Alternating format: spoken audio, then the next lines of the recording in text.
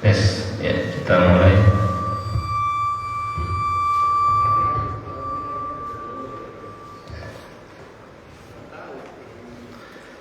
Assalamualaikum warahmatullahi wabarakatuh. Alhamdulillah, wassalatu wassalamu ala rasulillah wa ala alihi wa sahbihi wa man tabi'a hudah ila yaumil qiyamah, amma ba'd. Pertama-tama kita panjatkan puja dan puji syukur kehadirat Allah Subhanahu wa Ta'ala yang senantiasa melimpahkan kepada kita semua nikmat-nikmatnya, terutama adalah nikmat Islam. Demikian pula nikmat taufiq, dimudahkan kita oleh Allah Subhanahu wa Ta'ala melangkahkan kaki kita menuju rumahnya, melaksanakan salah satu perintahnya, yaitu sholat subuh berjamaah, dan kemudian kita sempatkan dengan hadir di majelis ta'lim atau majelis ilmu. Salawat dan salam tidak lupa kita sampaikan kepada Nabi kita Nabi Muhammad sallallahu alaihi wasallam, kepada keluarganya, para sahabatnya, dan orang-orang yang mengikutinya hingga hari kiamat. Seperti biasa pada hari Sabtu pada subuh kita mempelajari tafsir Al-Quran, dan tafsir yang kita pelajari adalah tafsir Juz' Amma, surah-surah yang ada di Juz' Amma, karena inilah surah-surah yang biasa kita baca. Maka sudah sepatutnya kita memahami isinya agar menambah kekhusyuan kita dalam melaksanakan sholat, yang mana khusyuk merupakan ruhnya sholat. Semakin tinggi tingkat kekhusyuan seseorang, maka semakin besar pahala yang dia peroleh. Pada kesempatan hari ini kita memasuki surah At-Tariq, ya, surah At-Tariq. Saya akan bacakan terlebih dahulu surahnya. A'udzu billahi minasy syaithanir rajim. Bismillahirrahmanirrahim. Was-samaa'i wat-tariq, wa ma adraka mat-tariq, an-najmu ats-tsaqib, in kullu nafsin lamma 'alayha hafiz, falyanzur al-insanu mimma khuliqa min ma'in dafiq, yakhruju min bayni as-sulbi wat-tara'ib, innahu 'ala raj'ihi laqadir, yawma tubla as-sara'ir, fama lahu min quwwatin wa la nasir, was-samaa'i dhatir raj', wal-ardi dhati as-sad', innahu laqawlun fasl, wa ma huwa bil-hazl, innahum yakiduna kaydan wa akidu kaydan, famahhilil kafirina amhilhum ruwaida. Baik, surah At-Tariq ini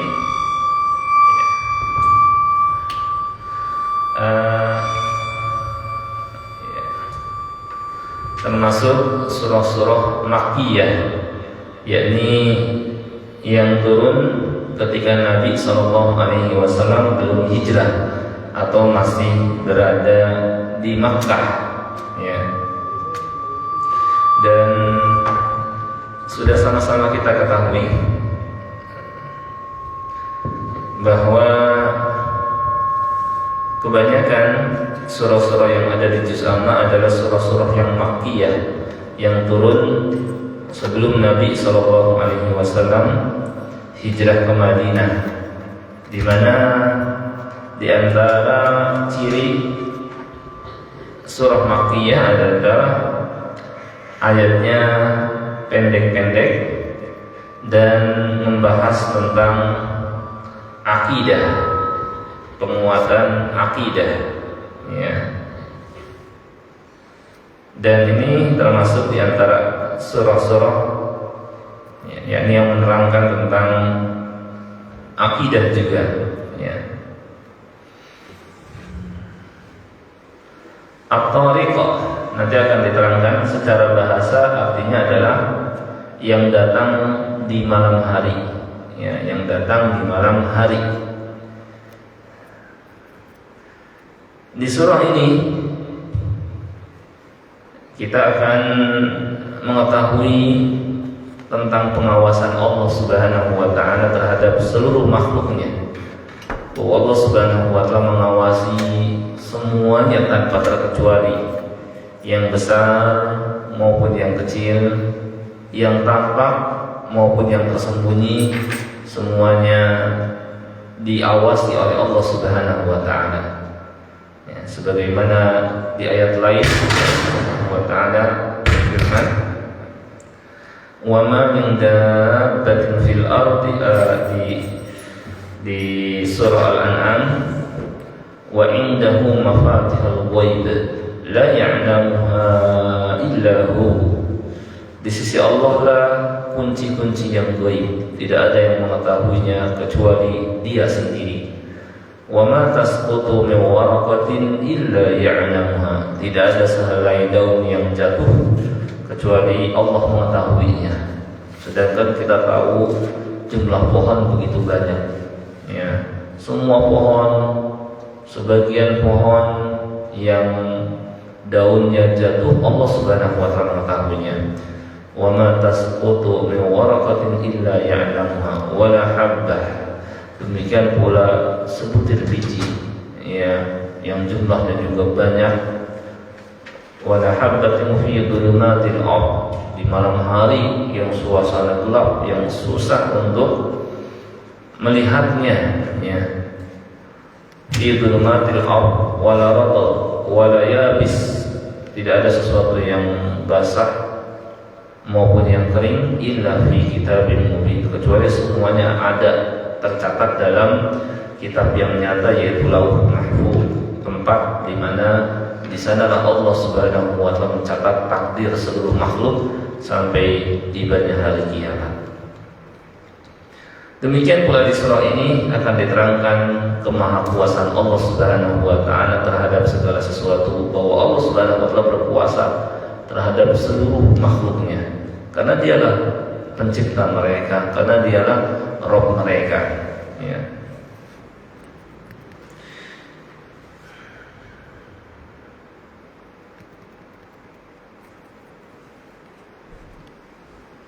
Ada hadis berkenaan dengan surah ini, bahwa seperti yang disebutkan oleh Imam Nasa'i dalam Sunanul Kubra dari Jabir, bahwa Mu'adz pernah salat maghrib membaca surah Al-Baqarah dan An-Nisa, ya. Maka Nabi SAW bersabda, "Apakah engkau hendak menjadi pemuji manusia, pemfitnah manusia? Tidakkah cukup bagimu membaca was-samaa'i wat-thariq dan wasyamsi waduhaha dan semisalnya?" Yakni maksudnya adalah tidak tepat di waktu maghrib membaca surah yang panjang, karena jaraknya antara maghrib dengan isya berdekatan. Maka ketika Mu'adz bin Jabal membaca surah Al-Baqarah, surah paling panjang, juga membaca surah An-Nisa, maka Nabi SAW menegurnya, "Apakah engkau membuat manusia malah lari, ya? Tidakkah cukup bagi baca was-samaa'i wat-thariq dan wasyamsi waduhaha serta misalnya?" Yani sunnahnya untuk salat maghrib bacaannya pendek-pendek saja. Kemudian di ayat pertama sampai ayat 4 yang insyaallah akan kita baca tafsirnya, di sini terdapat sumpah Allah Subhanahu wa taala dengan langit, yang di langit itu kita tahu terdapat bintang-bintang. Ketika kita lihat di malam hari ada bintang-bintang bertaburan, ya. Dan sudah kita maklumi juga bahwa sumpah itu digunakan untuk menguatkan berita yang disampaikan atau pernyataan yang disampaikan, terutama ketika mereka mengingkari. Dan karena ayat ini makkiyah, ya, turun ketika Nabi SAW masih di Mekah, dan suasana kondisi penduduk Mekah ketika itu banyak yang belum atau menolak, ya, dakwah Nabi SAW, maka butuh yang namanya dakwah dengan penguat, ya, supaya mereka percaya. Maka sering sekali Allah Subhanahu wa Ta'ala bersumpah di surah-surah yang ada di Makkiyah, termasuk di surah ini, was-samaa'i wat-thariq wasyamsi wadduhaha wal 'ashr, dan seterusnya, ya. Kemudian isi sumpahnya bahwa setiap manusia ada yang bersama dengannya, ada penjaganya, ya, dari kalangan malaikat. Kita akan pelajari ayatnya. Was-samaa'i wat-thariq, demi langit dan yang datang pada malam hari. Yani Allah bersumpah dengan langit, demikian pula dengan yang muncul, yang datang di malam hari, ya.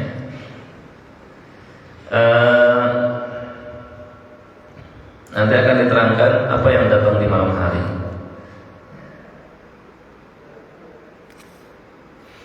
Kata Qatadah dan lainnya cuma langsung diterangkan di sini, meskipun Allah terangkan di ayat sebelahnya bahwa yang dimaksud al-thariq adalah bintang, ya, seperti yang akan diterangkan di ayat setelahnya. Kenapa bintang disebut dengan al-thariq? Karena ia tampak di malam hari dan tidak tampak di siang hari, ya, dikalahkan oleh sinar matahari.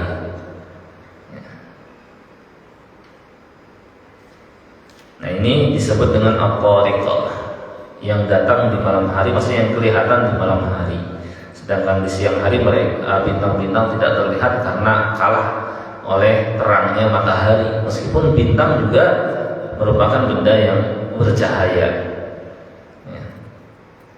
Kemudian Allah Subhanahu wa Ta'ala untuk menarik perhatian manusia, ya, terhadap apa yang dimaksud dengan thariq di sini, Allah berfirman, "Wa ma adraka mat-thariq," dan tahukah kamu apa yang datang di malam hari itu, ya, apa yang datang di malam hari itu. Yakni ini untuk memperkuat dan agar manusia memperhatikannya, ya.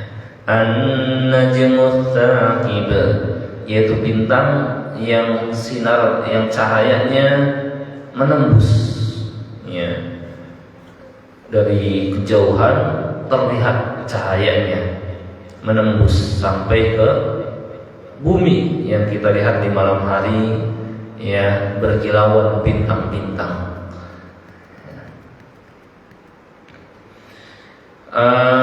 Sebagian ulama menafsirkan bahwa bintang di sini adalah bintang Thuraya atau bintang Kartika, ya, yang tampak jelas, terutama ketika di waktu subuh terkadang terlihat bintang tersebut, ya, terlihat, maksudnya masih suasana gelap,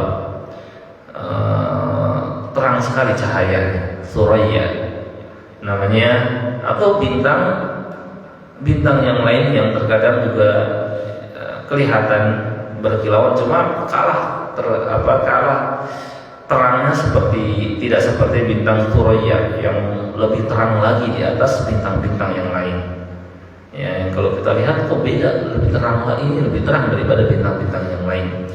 Nah, bintang yang lebih terang itulah yang namanya Thuraya. Ada pula yang berpendapat bahwa bintang tersebut adalah Zuhal atau Saturnus, ya. mungkin ini dengan teropong kalau ini mah ya, agak susah dilihat. Allah Subhanahu wa ta'ala menciptakan bintang-bintang ini ada 3 maksud ya, sebagaimana Allah terangkan dalam Al-Quran ya. Jadi Allah Subhanahu wa ta'ala ciptakan bintang-bintang untuk 3 hal. Pertama, zinatan lis-sama, hiasan bagi langit, supaya langit itu indah terlihat, maka Allah adakan yang namanya bintang-bintang. Kurang indah terlihat kalau langit begitu saja di malam hari hitam, tidak tampak ya yang berkilauan. Maka Allah Subhanahu wa ta'ala ya, Dia ciptakan bintang-bintang supaya alam semesta ini menjadi indah ya. Innallaha jamil yuhibbul jamal. Allah Maha Indah dan menyukai keindahan ya. Hikmah yang kedua adalah sebagai rujuman lisyayatin, sebagai alat pelempar setan. Jadi dulu jin-jin itu punya, atau setan-setan itu punya maq'id atau pos-pos di atas langit ya. Mereka seakan-akan punya jin yang satu di posisi di mana, yang lain di mana, yang lain lagi di mana ya. Kemudian mereka berusaha mencuri berita yang datang dari atas langit, yang turun dari Allah Subhanahu wa ta'ala ya, atau berita hal gaib di masa mendatang ya, yang diterima oleh malaikat. Malaikat menyampaikan kepada malaikat yang di bawahnya dan seterusnya. Mereka berusaha mencuri berita dari langit. Kalau mereka berhasil mencurinya ya, maka mereka akan sampaikan ke teman-temannya dari kalangan dukun dan peramal ya. Kemudian dukun dan peramal ini dengan satu berita ini bisa dibenarkan ya, yang dia campuri dengan 100 kebohongan, cuma dibenarkan karena satu berita yang benar ini ya. Nah, dari mana kok terkadang benar berita yang disampaikan dukun dan peramal? Tidak lain dari setan yang mencuri berita dari langit ya. Tetapi di atas langit sana terdapat yang namanya syihab dan rujuman lisyayatin. Syihab ini semacam ya, kayak meteor yang dilepas dari langit, yang diarahkan kepada setan-setan yang mencuri berita dari langit. Kalau terkena, maka akan membakar dia setan-setan itu. Kalau berhasil lolos, maka setan kemudian menyampaikan kepada wali-walinya dari kalangan dukun dan peramal. Nah, ini faedah yang kedua. Di samping sebagai hiasan bagi langit, yang kedua adalah sebagai alat pelempar setan ya. Jadi supaya setan ya jangan coba-coba mencuri berita dari langit. Kalau mereka terkena, maka mereka akan terbakar. Yang ketiga adalah sebagai penunjuk arah ya, bagi musafir. Mereka terkadang dengan memperhatikan bintang, posisinya, mereka bisa tahu arah yang hendak mereka tuju kemana. Nah, ini faedah yang ketiga, sebagai penunjuk arah. Nah, untuk ini saja Allah Subhanahu wa ta'ala menciptakan bintang-bintang, tidak untuk selain ini. Tidak seperti yang dianggap atau dilakukan oleh sebagian manusia, bahwa bintang-bintang itu bisa digunakan untuk meramal nasib manusia ya. Kalau bintangnya apa misalnya, maka dia nanti bakal begini, sifatnya begitu, dan nanti akan sesuai dengan bintang itu ya. Ini meramal nasib, ini termasuk syirik ya, termasuk syirik, diharamkan ya. Termasuk juga yang sering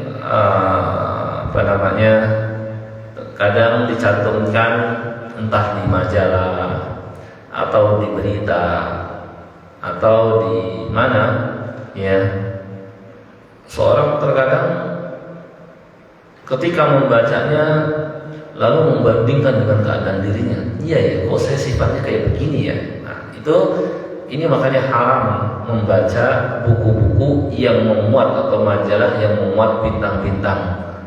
Ya, namanya apa, Pak? Yang bintang-bintang ini namanya apa? Zodiak, betul, zodiak ya. Ini hukumnya syirik. Ya. Ada yang bintangnya Sagittarius atau apa misalnya, ya. Maka nanti dia sifatnya begini-begini dan bakal begini. Nah, ini enggak benar dan hukumnya haram. Karena Allah Subhanahu wa Ta'ala tidak menjadikan bintang-bintang untuk itu, tapi untuk 3 hal saja: penghias langit, pelempar setan, dan penunjuk arah. Ya. Allah Subhanahu wa Ta'ala untuk menjaga kitabnya Al-Quranul Karim, saat Al-Quran diturunkan, maka Allah Subhanahu wa Ta'ala siapkan bintang-bintang yang nanti akan digunakan untuk melempar setan yang coba-coba mencuri berita, yang mencuri termasuk wahyu, maksudnya ingin mendengar wahyu, ya. Jadi Allah Subhanahu wa Ta'ala siapkan bintang-bintang di langit. Ini sebagaimana tertera di surah Al-Jin. Di surah Al-Jin, jin sampai mengakui sendiri, ya. Wa anna kunna minha maq'ida lis-sam'. Dulu, ya, sebelum Al-Quran diturunkan, kami punya pos-pos di langit untuk mencuri berita dari langit. Faman yastami'il ana yajid lahu shihaban rasada. Adapun sekarang, siapa saja yang coba menyimak berita, maka dia akan menghadapi, ya,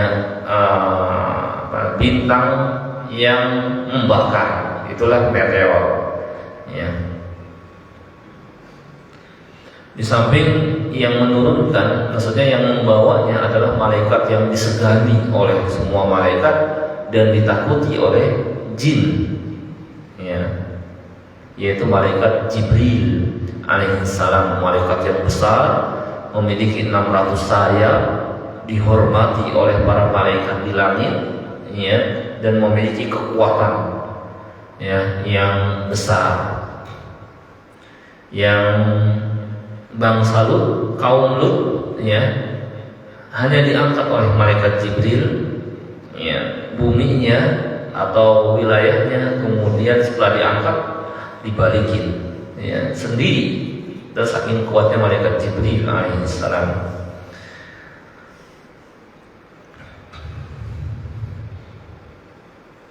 Dengan diturunkan Al-Quran, Allah menghidupkan hati manusia yang mati. Sebagaimana dengan hujan, Allah Subhanahu wa Ta'ala hidupkan bumi yang mati, ya. Jadi di antara hikmah diturunkan Al-Quranul Karim adalah menghidupkan hati yang telah mati. Banyak manusia yang hatinya telah mati seperti hati orang-orang kafir. Tapi ketika mereka mau menyimak Al-Quran, kok luar biasa isinya, indah isinya, bijaksana isinya, mengarahkan kepada kebaikan, petunjuk, membuat manusia berpikir, ya, dan seterusnya. Maka kemudian membuat hatinya tersentuh, ya, sehingga hatinya yang sebelumnya mati bisa hidup. Sebagaimana bumi yang mati juga bisa hidup dengan diturunkan hujan. Nah, inilah diantara kelebihan Al-Quran. Maka siapa saja yang hatinya sakit atau sampai mati, kalau dia mau mendatangi Al-Quran, menghadirkan pendengarannya, kemudian memikirkan isinya dan memperhatikannya, maka hatinya yang sebelumnya mati bisa hidup, ya, bisa hidup. Yang sakit bisa sembuh, yang sakit, ya. Mereka yang punya atau ragu-ragu terhadap Islam, kebenaran Islam, ya, bisa sembuh. Yang terjangkit penyakit syubhat seperti orang-orang liberal, kalau mereka mau mendatangi Al-Quran, menyimak, memperhatikan, ya, tentu akan sembuh penyakit hati yang ada dalam hati mereka, penyakit syubhat, ya. Awalnya mereka belajar Islam hanya sedikit, ya, maksudnya hanya sebagiannya. Kemudian malah belajar ke orang-orang kafir, dan orang-orang kafir menyampaikan syubhat kepada mereka karena pengetahuan agama mereka yang dangkal. Akhirnya mereka terbawa, ya, seperti sebagian orang yang malah lulusan Amerika, ya, lulusan belajar dari orang-orang kafir, belajar Islam ke mereka, kan salah arah, ya. Itu kemudian disampaikan kepada mereka syubhat, ya, sedangkan pengetahuan agama mereka dangkal. Akhirnya mereka termakan dan pulang ke negerinya bawa yang namanya syubhat-syubhat itu, bahwa ini adalah penyakit hati dan pemikiran, ya. Kalau mereka tidak segera mengobati dengan mengkaji Al-Quran, mengkaji hadis Nabi SAW, maka hati mereka akan bertambah sakit, semakin kronis penyakitnya, dan bisa membuatnya mati seperti hati orang-orang kafir. Hati orang kafir Allah Subhanahu wa ta'ala sebut, innal ladzina kafaru sawa'un 'alaihim a'andartahum am lam tunzirhum la yu'minun. Sesungguhnya orang-orang kafir sama saja bagi mereka, engkau kasih peringatan atau tidak engkau kasih peringatan, sama, ya, mereka tidak akan juga beriman. Kenapa kok begitu? Khatamallahu ala qulubihim wa ala sam'ihim wa ala absarihim ghishawah wa lahum 'adzabun alim. Ya. Allah telah mengunci hati dan pendengaran mereka, dan pada penglihatan mereka adalah penutup, ya, dan bagi mereka azab yang pedih, ya. Nah, itu kalau hati orang-orang kafir udah seakan-akan nasihat nggak masuk, sinar ketika diarahkan dia seakan seperti kaca yang nggak masuk tapi malah mental. Begitulah kalau hati sudah mati. Tapi kalau mereka mau coba menyimak, memperhatikan, maka bisa hidup kembali, karena mudah bagi Allah segalanya. Kalau bumi yang mati saja, yang kering kerontang, itu biji yang kita taruh di situ bisa hidup, bisa menumbuhkan tunas, ya, dan menjadi berkembang jadi pohon, ya, setelah Allah Subhanahu wa ta'ala turunkan hujan.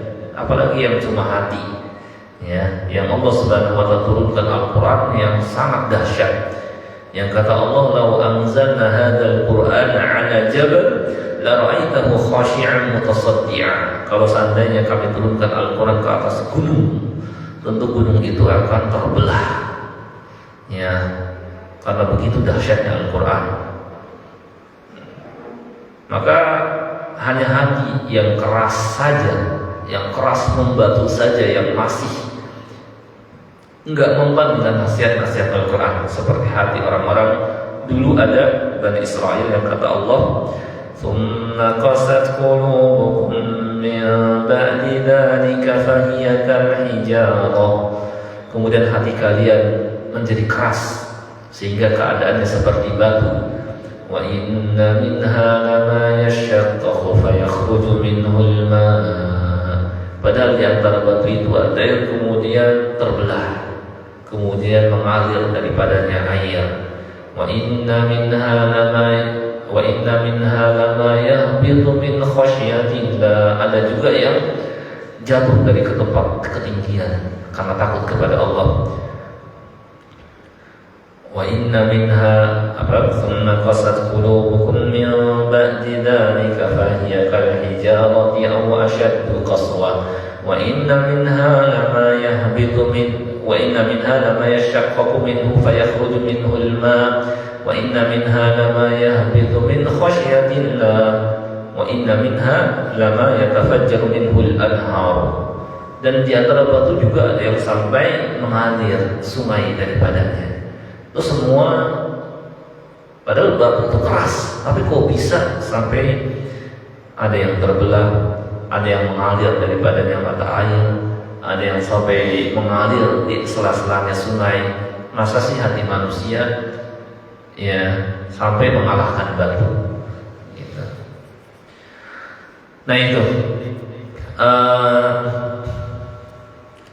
keutamaan Al-Quranul Karim ya. Kemudian Allah Subhanahu wa ta'ala menerangkan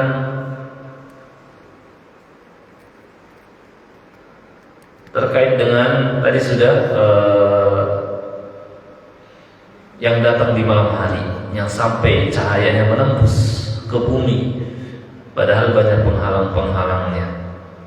Isi sumpahnya, in kullu nafsin lamma 'alaiha hafiyun ya. Setiap orang ada yang menjaganya,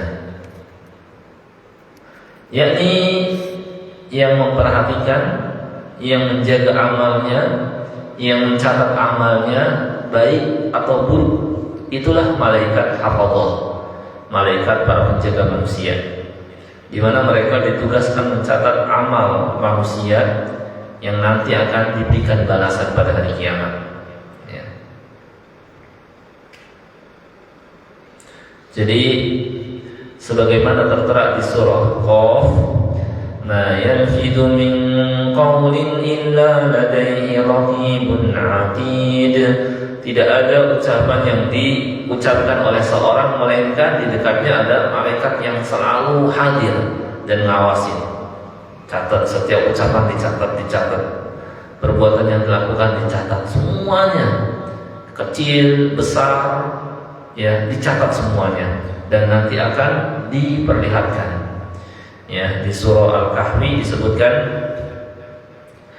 ma li hadzal kitabi la yughadiru shaghiratan wa la kabiratan illa ahsaha.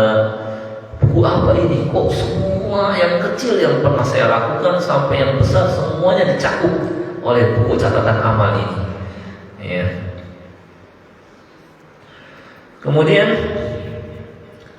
ya ini untuk menunjukkan keadilan Allah Subhanahu wa ta'ala ya. Dan sebagaimana firman itu juga, faman ya'mal mithqala dzarratin khairan yarah. Barang siapa yang mengerjakan perbuatan baik meskipun kecil akan dilihatnya. Wa man ya'mal mithqala dzarratin syarran yarah. Dan siapa yang mengerjakan perbuatan buruk meskipun kecil, misalnya hanya ingin jahil kepada orang, naruh paku di jalan supaya ban atau supaya ban bocor misalnya, kelihatan. Sebenarnya jelas itu juga dosa yang tergantung, bisa besar bisa kecil juga ya, bisa besar juga ya. Meskipun dianggapnya kecil buat dia, tetapi akan dilihat, nah ini pernah kamu berbuat ini, pernah kamu berbuat ini, perlihatkan semuanya. Kemudian dalam membaca ayat in kullu nafsin lamma 'alaiha, salah seorang qari bernama Nafi' membacanya dengan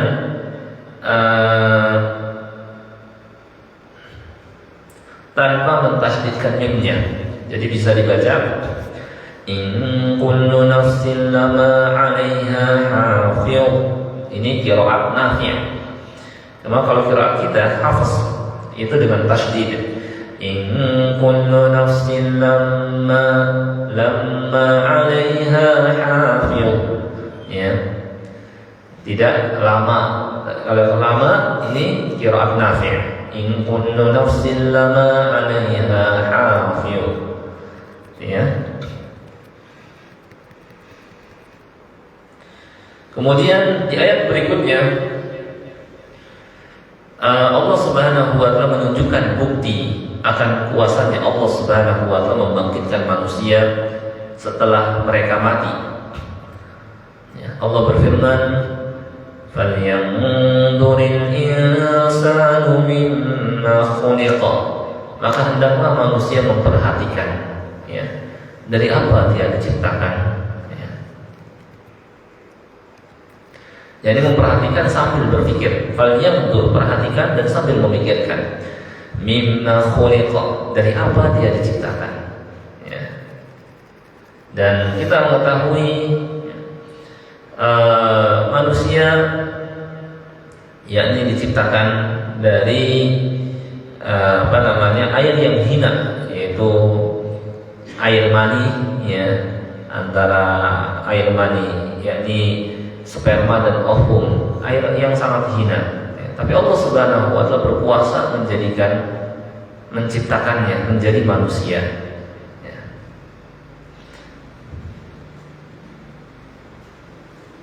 Dan kalau Allah Subhanahu wa taala berkuasa menciptakan mereka pertama kali, yang sebelumnya mereka enggak ada, maka membangkitkan mereka setelah mati lebih mudah bagi Allah Subhanahu wa taala. Ya. Jadi ada banyak penguat hujah bagi Allah Subhanahu wa taala kenapa dia mampu membangkitkan setelah mati. Di tengah orang-orang musyrik mereka mengingkarinya. Mereka mengatakan, "Aidza kunna idhamma wa rufatan inna la fi khalqin jadid?" Apakah ketika kami telah menjadi tulang belulang, ya, yang sudah rapuh, banyak yang habis, ya, akankah kami akan dibangkitkan kembali? Ya, kemudian akan diberikan balasan? Mereka mengingkari. Mereka nggak tahu bahwa mereka dulu nggak ada, kemudian Allah mengadakan. Ya, wa huwa alladhi yabda'ul khalqa thumma yu'iduh. Dialah Allah yang mengadakan pertama kali dan akan mengembalikan lagi. Ya, kalau Allah berkuasa menciptakan pertama kali, tentu mengembalikan yang sebelumnya sudah ada lebih mudah. Kemudian juga Allah mampu menciptakan makhluk-makhluk yang besar daripada manusia. La khalqus samawati wal ardi akbar min khalqin nas. Sungguh penciptaan langit dan bumi itu lebih besar daripada penciptaan manusia, tapi Allah mampu. Kemudian juga sering dilihatnya ada sebuah biji yang kering di tanah yang kering. Saat Allah Subhanahu wa taala turunkan hujan, tiba-tiba biji yang mati ini hidup. Dia mengeluarkan tunas dan tumbuh sebagai pohon. Ya. Nah, ini menunjukkan maha kuasanya Allah Subhanahu wa taala. Ya. Kemudian khuliqa min ma'in dafiq. Dia diciptakan, Allah terangkan. Dari apa dia diciptakan? Allah katakan dia diciptakan dari air mani yang terpancar. Ya, itu sudah maklum bahwa air mani ya ketika keluar ada dorongan. Ya, ketika tinggi syahwat. Ya, karena ada madi. Ya, kalau madi ya tidak disertai lemas setelahnya. Kalau mani setelahnya lemas dari air yang terpancar. Yakhruju min bainis sulbi wat tara'ib, yang keluar dari antara tulang punggung sulbi dan tulang dada. Ya. Menurut Syekh Abdurrahman bin Nasir As-Sa'di, maksudnya adalah yang keluar dari antara tulang punggung laki-laki dan tulang dada perempuan. Bisa juga maksudnya adalah bahwa mani di sini air yang terpancar adalah mani laki-laki, dan bahwa tempat yang dari sana keluar mani itu di antara tulang sulbi dan tulang dada laki-laki. Dan ini yang lebih tepat, ya. Kata Syekh As-Sa'di, karena Allah Subhanahu wa taala menyifati mani itu dengan air yang terpancar, dan yang dirasakan dan disaksikan pancarannya adalah mani laki-laki. Di samping itu, kata tara'ib bisa juga dipakai untuk laki-laki yang kedudukannya menyamai tulang dada bagi perempuan. Ya. Kalau seandainya maksudnya adalah tulang dada perempuan, maka kata-katanya min baini sulbi wa thadyain dan sebagainya. Jadi ini adalah yang keluar dari tulang sulbi, ya, dan tulang dada, ya, ini laki-laki. dan bahwa David di sini adalah laki-laki. Air yang terkayaknya air mani laki-laki. Kemudian Allah Subhanahu wa taala berfirman, "Innahu 'ala raj'ihi laqadir." Sesungguhnya Allah benar-benar berkuasa untuk menghidupkannya setelah dia mati, sebagaimana Allah berkuasa menciptakan pertama kali. Ya. Yakni barang siapa yang memperhatikan asal kejadiannya, tentu dia akan mengetahui bahwa yang berkuasa menciptakan manusia dari air yang hina yang keluar dari tempat yang sempit, dari tulang sulbi dan tulang dadanya, maka pasti dia juga berkuasa membangkitkan manusia setelah mati. Yauma tublas sarair, pada hari ditampakkan segala rahasia, yakni yang tersembunyi dulu dalam hati berupa keyakinan, niat akan ditampakkan. Yang munafik kelihatan, yang mukmin jelas, ya. Jika sebelumnya di dunia banyak yang tersembunyi, maka pada hari kiamat semuanya akan terlihat jelas. Ya, siapa yang benar-benar saleh, yang benar-benar baik, dan siapa yang benar-benar buruk, mana yang mukmin dan mana yang munafik. Kalau di dunia manusia dihukumi sesuai keadaan yang tampak, oh dia muslim, dia sudah ini kok, ya KTP-nya Islam, ya lihat aja KTP-nya, agamanya Islam, ya. Tapi dia kenyataannya misalnya hatinya membenci Islam, maka untuk akhirat akan ditampakkan. Kalau di dunia, ya niat jahatnya tidak terlihat, pada kiamat akan diperlihatkan. Nih, bukankah kamu maksudnya begini, ya. Oleh karena itu, kalau ketika di dunia karena menghukumi berdasarkan yang tampak, maka Nabi Shallallahu Alaihi Wasallam dalam bermuamalah, bergaul dengan orang-orang munafik seperti bermuamalah dengan kaum muslimin, karena mereka tampilannya seperti KTP-nya Islam, agamanya misalnya, ya, menyatakan dirinya Islam. Makanya ketika ada sebagian sahabat yang ini kayaknya munafik, bolehkah kami bunuh mereka? Nabi SAW melarang, jangan. Nanti dianggap bahwa Nabi membunuh sahabatnya sendiri, gitu ya. Dari hal ini juga kita hendaknya memperhatikan masalah batin, karena pada hari kiamat akan diperlihatkan batin kita, niat kita, dan yang tersembunyi dari hati kita akan diperlihatkan. Akankah kita ingin diperlihatkan niat kita jelek, batin kita buruk, ya, nanti akan diperlihatkan. Maka supaya kita diperlihatkan niatnya baik, batin kita baik, maka jangan kita memiliki niat yang buruk dan batin yang jelek, yang berbeda ketika tampak dan ketika tersembunyi, ketika ramai dan ketika sepi. Nah, oleh karenanya kelebihan para sahabat radhiyallahu anhum, mereka sangat memperhatikan masalah batin, ya. Hati mereka sangat ikhlas sehingga mengalahkan orang-orang dulu ada namanya Khawarij yang mereka terkenal rajin ibadah, tapi dikalahkan oleh para sahabat, ya. Karena apa? Karena hati mereka. Al Hasan Al Basri rahimahullah berkata, demi Allah, Abu Bakar tidaklah mengungguli mereka orang-orang Khawarij dengan salat dan puasanya, namun beliau mengungguli mereka dengan keimanan yang tertancap dalam hatinya, ya.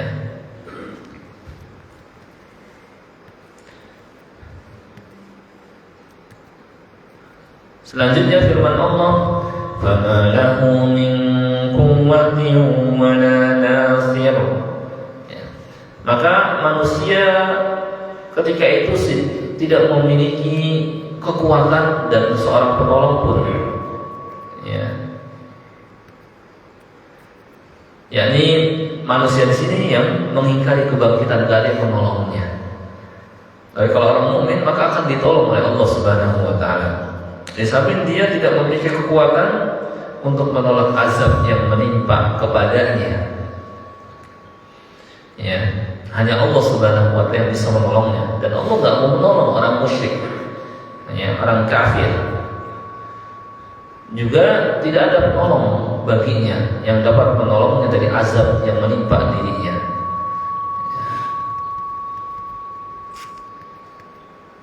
Ini karena ayatnya pendek, saya coba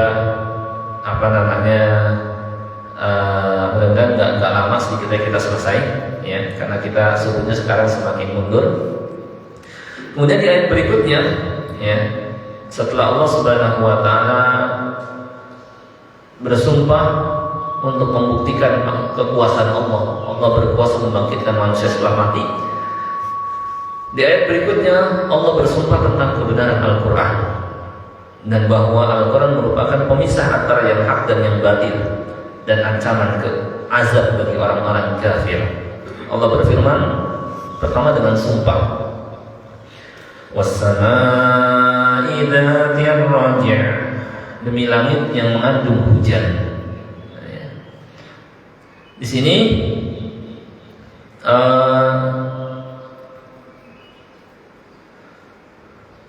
kalau sebelumnya Allah bersumpah menerangkan, ya, keadaan orang-orang yang beramal ketika mereka beramal dan ketika mereka diberikan balasan, maka pada ayat ini Allah bersumpah untuk menerangkan kebenaran Al-Quran.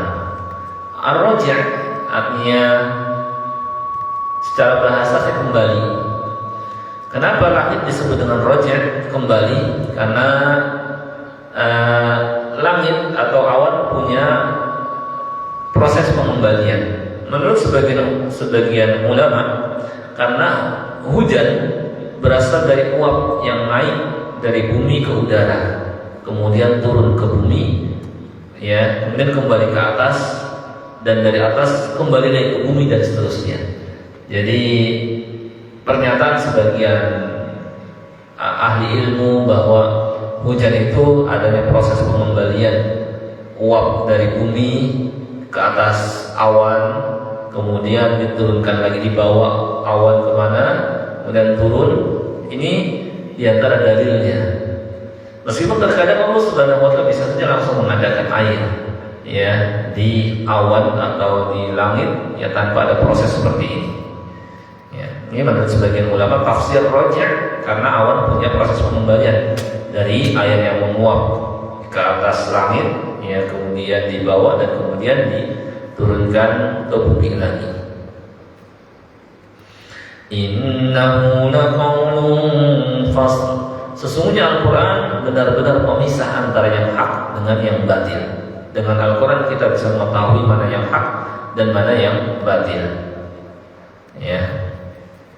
Bisa juga arti fasl yang jelas, yang tegas, ya, dan menyelesaikan masalah.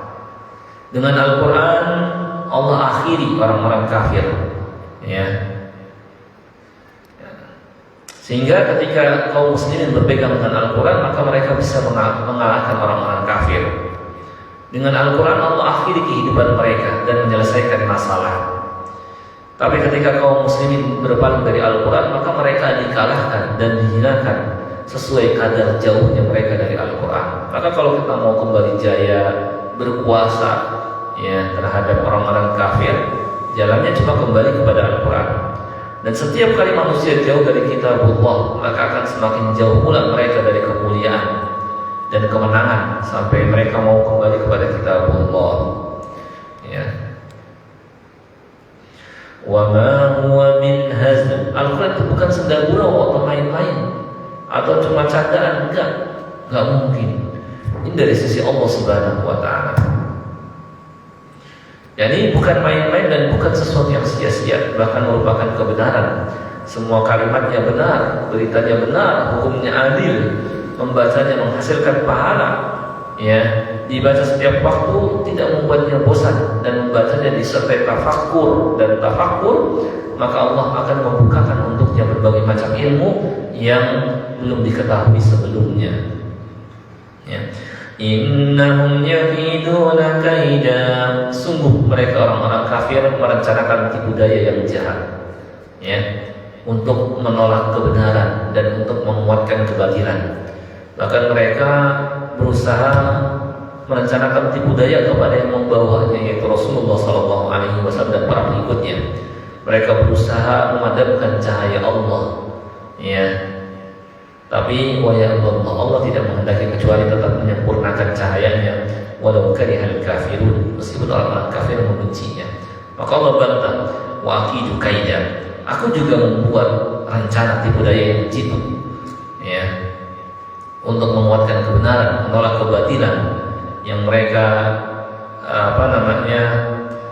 tunjukkan meskipun orang-orang kafir membenci, ya.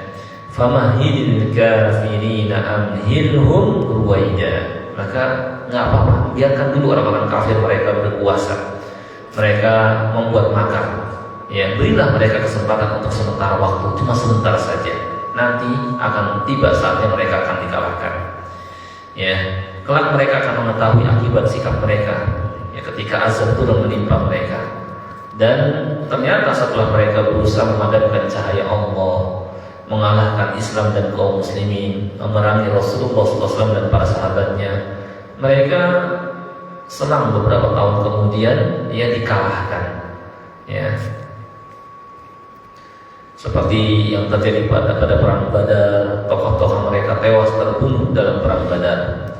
Di ayat ini terdapat ancaman terhadap kaum kafir, ya, yang menentang Rasulullah SAW dan menentang Islam, dan terdapat hiburan bagi Nabi SAW dan bahwa beliau akan memperoleh kemenangan. Ini intinya, kalau kita ingin kembali jaya, kita kembali kepada Al-Quran. Kalaupun orang-orang kafir sementara mereka berkuasa, akan tiba masanya mereka akan terkalahkan. Sabar, gitu ya. Berikan tangguh mereka, ya. Famahil, cuma sebentar saja, nanti mereka akan terkalahkan, ya. Dari ayat yang tadi kita pelajari, kita dapat menarik kesimpulan banyak, diantaranya menetapkan hari kiamat, kebangkitan, dan pembalasan, dan bahwa amal manusia semuanya dicatat dan dijaga dan akan dihisab serta diberikan balasan. Demikian pula asal penciptaan manusia, sumber dan materinya. Demikian pula perintah, ya, peringatan agar kita tidak menyembunyikan niat yang buruk dan makar, atau menyembunyikan keburukan, ya, dan menampakkan ke tengah-tengah manusia yang bertentangan dengan keadaan hati kita yang sesungguhnya. Karena Allah Maha mengetahui, dan nanti akan ditampakkan yauma tublas sarair, pada hari ketika, ya, ditampakkan keadaan manusia yang sesungguhnya. Demikian pula menetapkan bahwa Al-Quran merupakan pemisah antara yang hak dan yang batil. Baik, alhamdulillah kita sudah selesai tafsir surah At-Tariq. Mudah-mudahan bisa difahami. Mungkin sebelum ditutup, kalau ada yang ingin ditanyakan silahkan. Kalau ada yang belum jelas, nggak apa-apa.